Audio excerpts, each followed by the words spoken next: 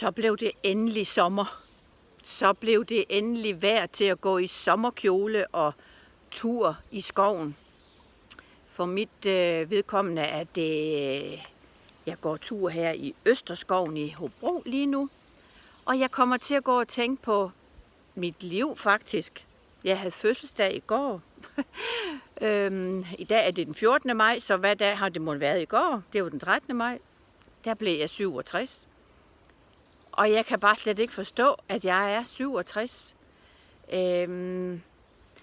Jeg er for det første dybt taknemmelig for, at jeg får lov til at blive 67.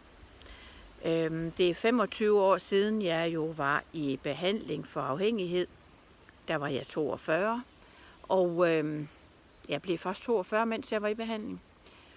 Og hvis ikke jeg var kommet det, havde jeg jo aldrig opnået at opleve min egen 50-års fødselsdag. Det er jeg i dag ikke et sekund i tvivl om.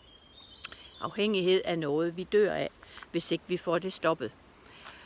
Og grunden til, at jeg også går og tænker lidt over livet og livsglæde, er jo selvfølgelig, at jeg altid er på udkig og på tæerne efter indspark til real life emner til mine workshops. Og den næste workshop holder jeg jo her den 15. juni ude på Elvis Museet i Randers.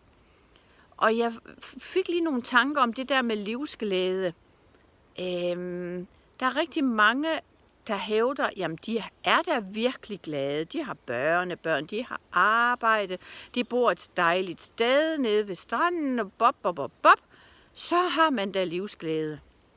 Jeg får lyst til at fortælle en historie fra den sidste workshop, jeg holdt, hvor en af deltagerne var en 74-årig mand,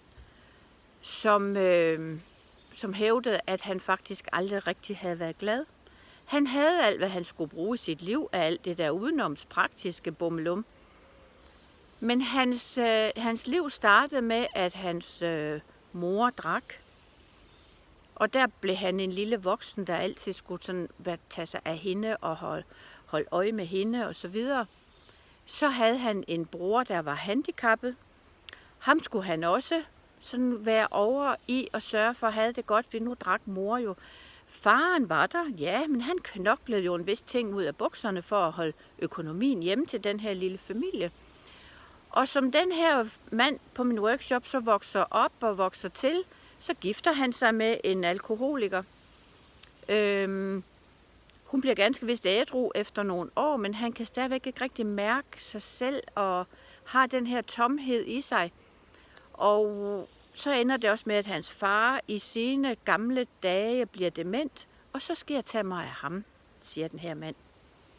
Hvor i himlens navn har der nogensinde været plads til mig?